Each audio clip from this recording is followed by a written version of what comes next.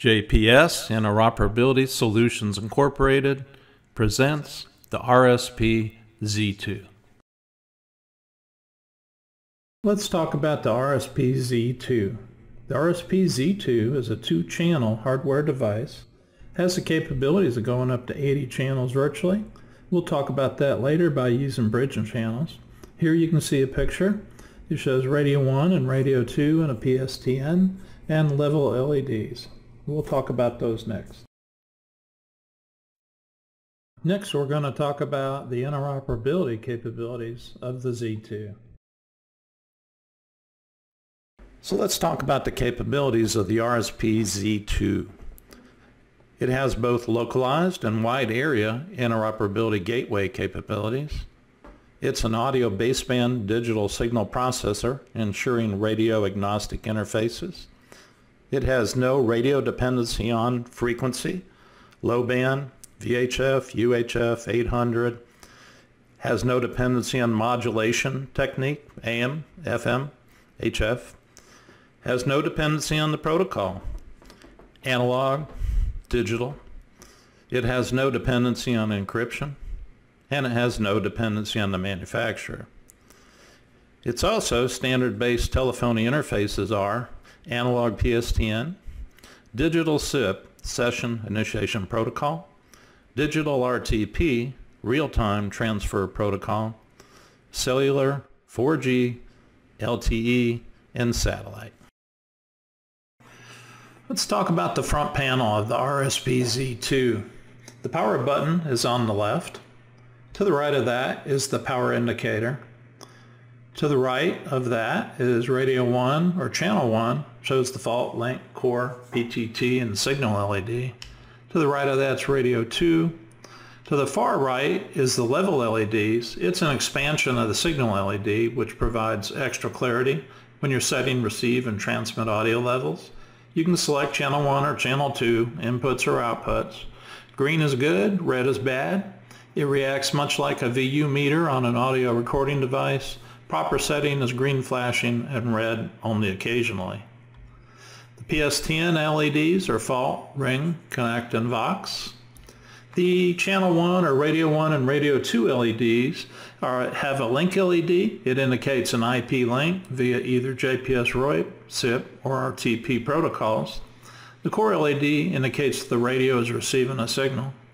The PTT LED indicates the radio is keyed, and the signal LED flashes when the received audio is present from the radio. The USB port on the front can receive a decked headset. That is an international and domestic protocol for headsets. It's parallel to the USB type headsets, and that's the front panel. Now we're going to look at the rear panel.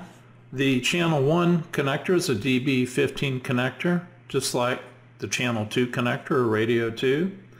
These are DB15s and accept the standard JPS interface cables for our interoperability products. What works for an ACU 2000 will work here.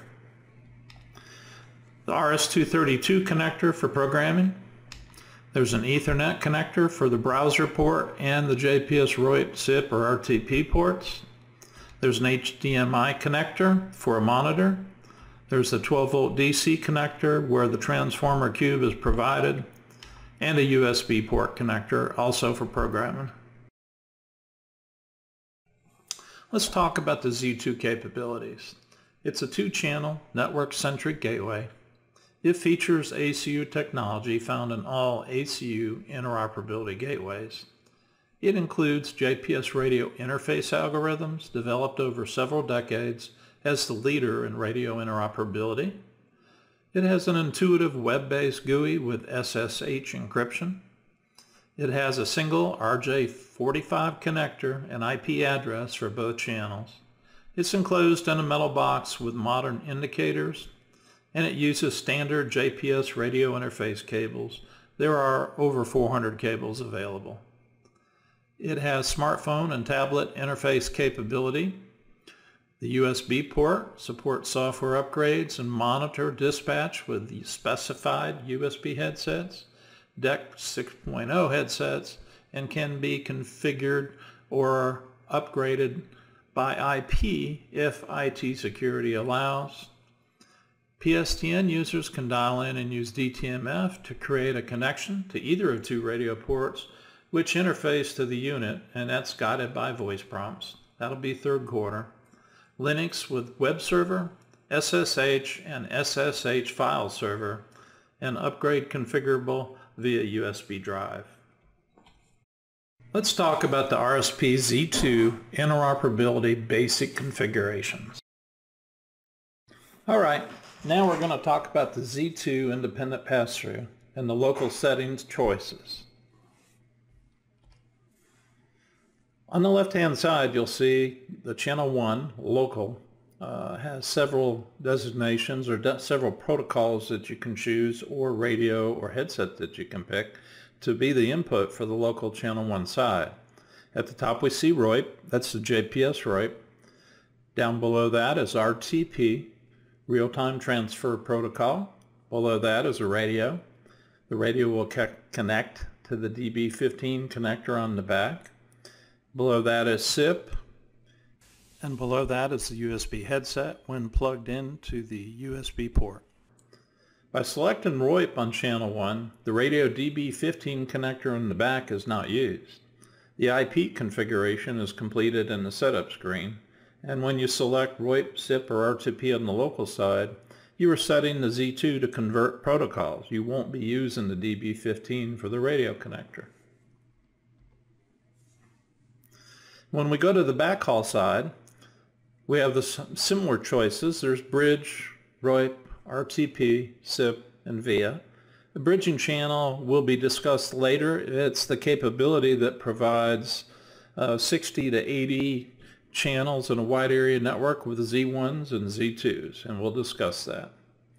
So the choices are bridge, RoIP, RTP, SIP, or JPS VIA. JPS VIA would be using the JPS RoIP to go to the VIA server, which would go connect to the VIA users on their cell phones. So by selecting RTP on channel 1, which is the backhaul side, the incoming signal, in this case we choose RoIP on local 1, is converted to the outgoing choice on the backhaul side. We chose RTP. The IP configuration is completed in the setup screen. By selecting RoIP on the local side and RTP on the backhaul side, you are setting the Z2 to convert protocols. A simple block diagram or a simple pictorial you see now, and that shows that we have RoIP coming in local 1 input, and we have RTP going out the channel 1 backhaul. If we talk about channel 2, the settings are similar or the same. The channel 1 or channel 2 on the local side gives you the choices of RoIP, RTP, radio, SIP, or the USB headset. And on the backhaul side, it's the same as the backhaul on channel 1. It's bridge, RoIP, RTP, SIP, and JPS VIA. A simple pictorial of the settings that we chose. We have radio coming in, that's through the DB15 connector on the back, and we have SIP going out, and that could possibly be going to a SIP PBX or a SIP phone or client. For the independent pass-through, here's a pictorial that shows what's happening. You have the red path and the green path. Those two are independent of each other. It's on the input side, you have radios or consoles or telephones or anything along that path. You also have the capability of bringing SIP, RTP, or JPS RoIP into the input side by using the IP connector. And on the output side, you have SIP, RTP, or JPS RoIP. And what you have here in the red and the green is really two individual streams. On the output side, you could have a web browser and the IP connector. You can have JPS gateways. You can have another Z2. You can have a SIP phone or a SIP PBX. You can have Cisco Call Manager or JPS via smartphones, or any assortment of equipment that uses SIP, RTP, or JPS RoIP. So in this mode, the Z2 acts as a pair of independent cable extenders. It transfers audio plus PTT and core signals via IP from local radio or PSTN sources to other devices. The unit behaves similarly to a 1 or 2 channel version of the popular JPS NXU2A or the ARA1. Many added features such as RTP are in the Z2 along with the JPS RoIP and SIP, and if desired a PSTN interface. One of the 2 analog ports can be a PSTN interface. There's a single RJ45 Ethernet port and an IP address, but in the remote extension mode, each path is independent of the other. Transport protocol for each path, SIP, RTP, or JPS RoIP, is user configurable dependent on system requirements.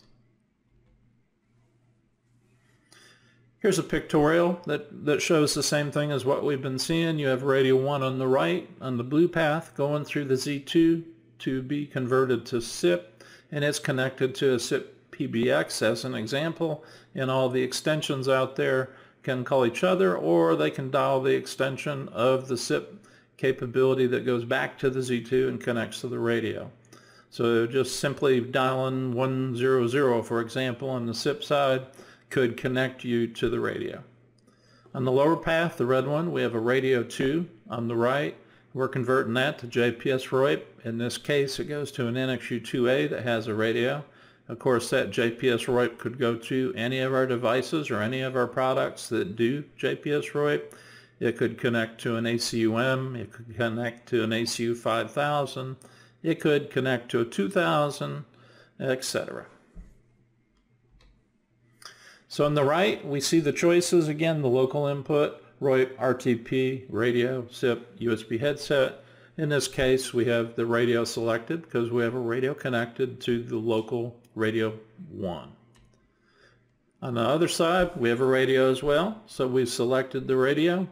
On the top side, on the left, we've got SIP, so we selected SIP. And on the lower half, we've selected RoIP because we're using JPS RoIP to go to the NXU2A. In reality, what we're doing with the independent pass-through is we have 2 totally independent paths.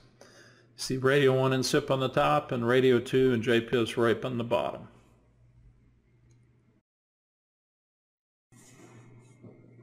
Now we're going to talk about the second major capability of the Z2. That's the cross-connected with backhaul mode.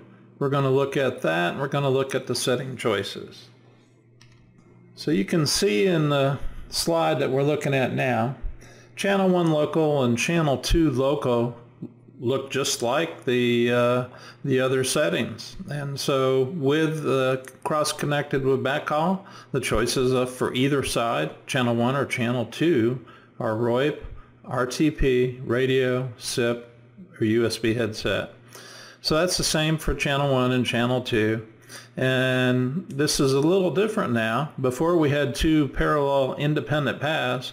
We now have a repeater type mode at the top with channel 1 and channel 2. If channel 2 receives a radio signal, then channel 1 is going to transmit it out that radio, and vice versa. If channel 1 receives a signal, it's going to go out channel 2 as transmit audio.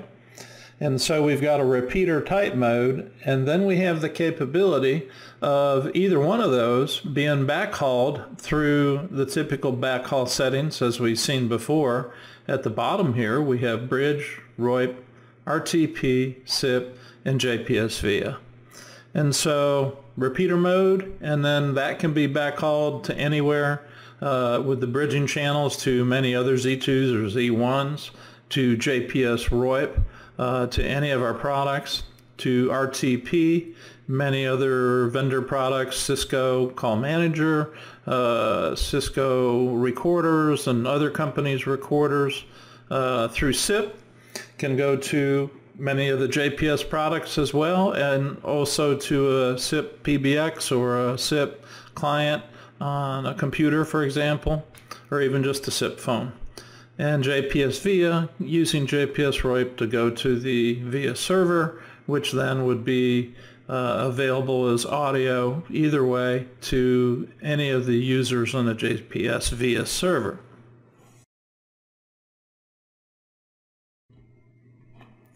Here we see a block diagram of the same thing. On the left, either channel, we have radios or consoles or telephones. That would be PSTN. And so they can go back and forth between each other as a repeater, and then all of the audio goes out the backhaul side, and it can be going through SIP, RTP, or JPS RoIP. And it'll be a single patched audio stream, both receivers and both transmitters on the radios. All that audio will be sent via the stream, and it could be sent to a web browser, a JPS gateway, another RSP-Z2. It could be a SIP phone or a SIP PBX. It could be Cisco Call Manager, or it could be JPS via smartphones, or it could be a recorder.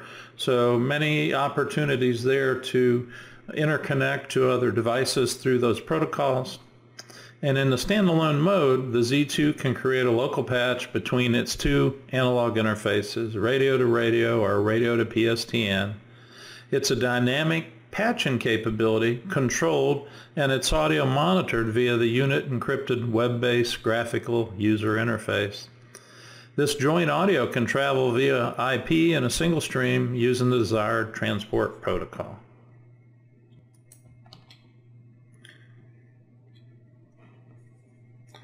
So here we see a simpler diagram, and we see the same thing as before. We just removed the Z2 to make it more evident that both those radios, or both the console and the radio, or any devices we have out there on the right, can be connected together, and then also that audio can be supported by SIP, RTP, or JPS RoIP in a single patched audio stream, going out to web browsers, JPS gateways, other Z2s, a SIP phone or a SIP PBX, Cisco Call Manager, JPS via smartphones, recorders, or any other devices by OEMs that can support SIP, RTP, or JPS RoIP.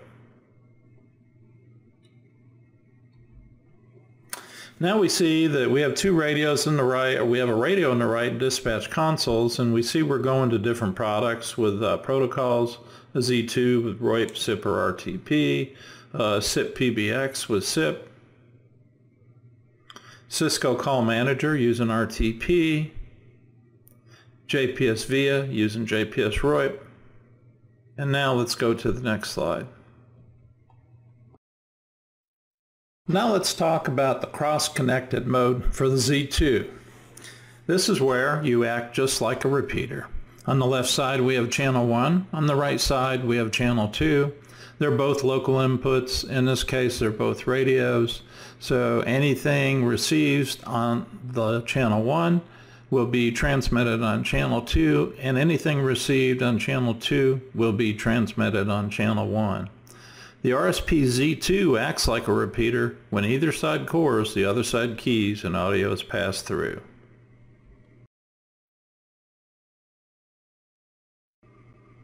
Here's a simple diagram of what happens. On the left we have radio 1, and on the right we have radio 2. We see a core on the left, and we see a PTT on the right. We have an example of the LEDs and how they'll look on the front of the Z2.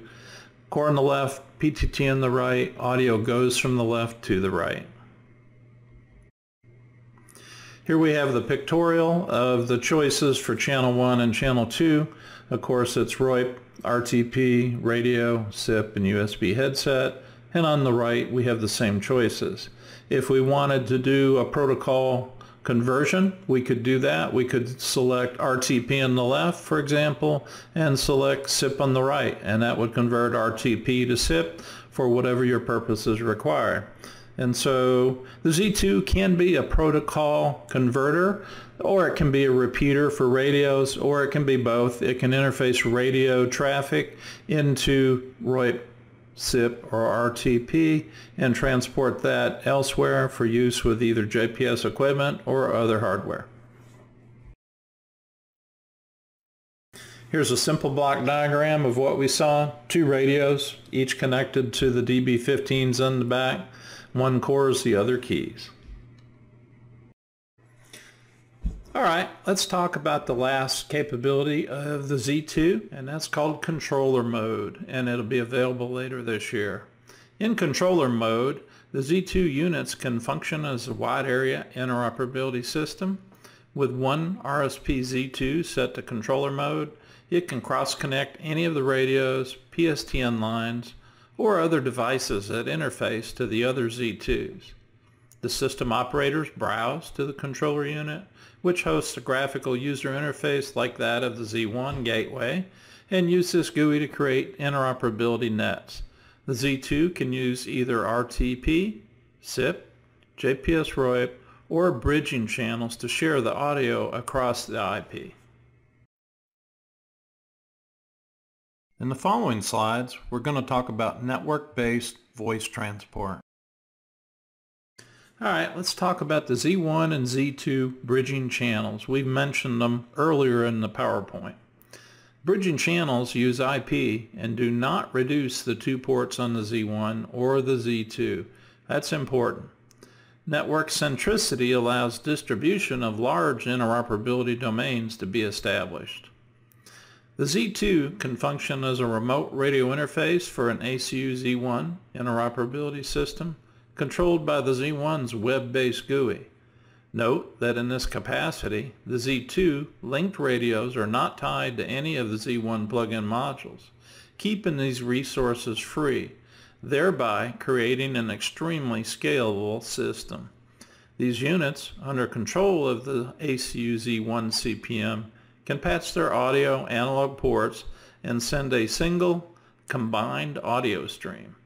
The Z2 can act as a controller as well. Release will be in the third quarter this year. Let's talk about the Z2 bridging channels. You see the RSP-Z2 controller in the bottom right. It can act as a controller as well as all the other capabilities and functions it has. That'll be released in the third quarter. If we look at the pictorial, you see the cloud there, and then you go up to the upper right where the RSP-Z2 is with the cell tower and the radio tower and the two JPS via cell phones out there. Notice that the bridging channels all go to the Z2s, they go into the IP connectors, they go into the processor, and that's where they reside. The bridging channels do not interfere with the, for example, cell tower or the radio tower. They can be cross-connected. They can be sent out in the different modes that we've seen as we've gone through this PowerPoint. But it's all using bridging channels, and those are the choices on the Z2 when we see we're leaving out the backhaul of the bridging channels, and those interconnect to each other. The Z2 controller can connect all of the different resources on all of the different RSP-Z2s that you see there.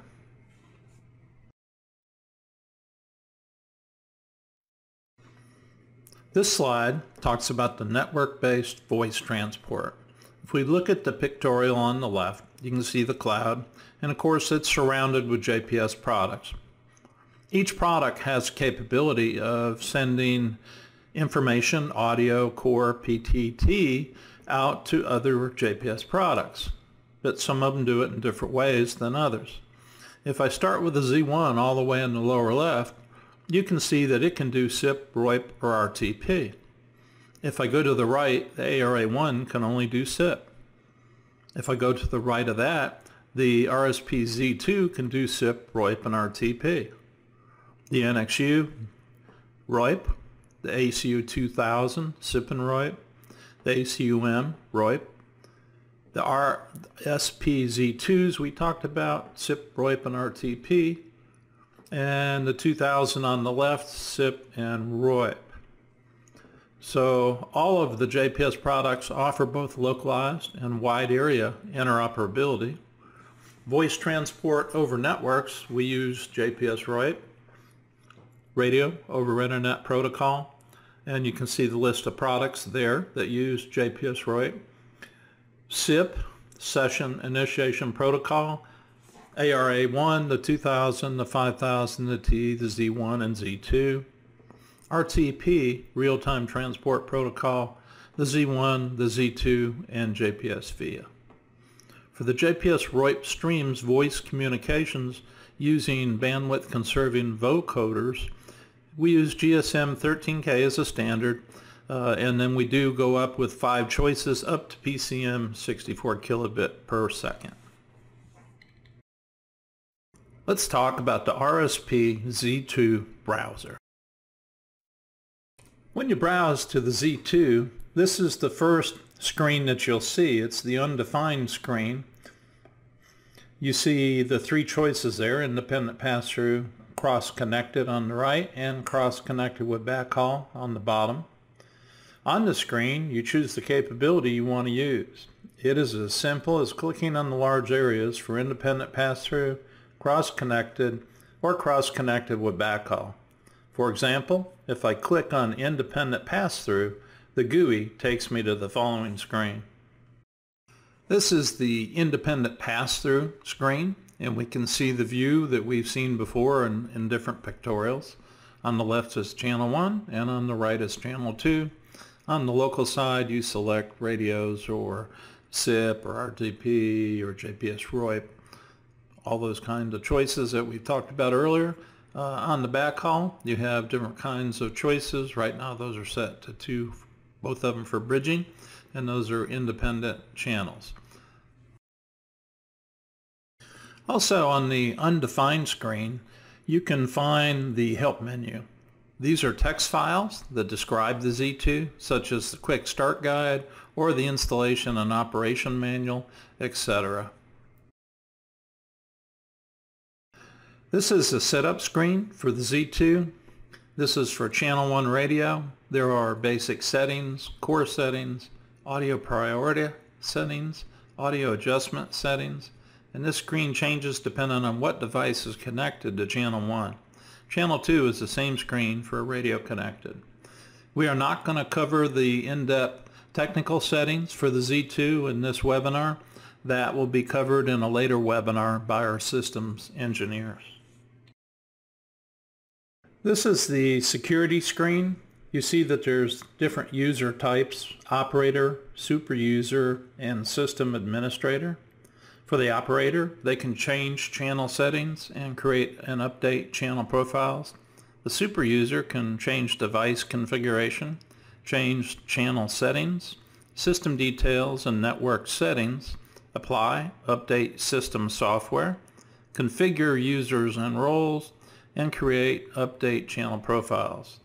The system admin can change channel settings, system details and network settings, apply, update system software, and create and update channel profiles.